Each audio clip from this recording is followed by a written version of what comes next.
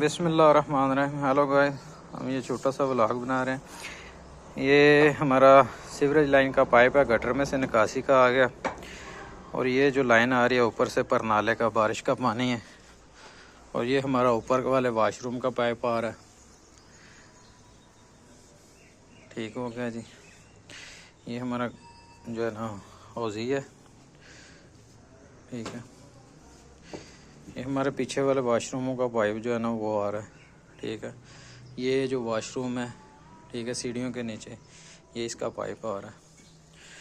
वो उधर हमने जो है ना एक जाली के लिए रख दिया पॉइंट, ताकि इधर वॉश बेसन और एक टूटी है उसका पानी उसमें जाएगा।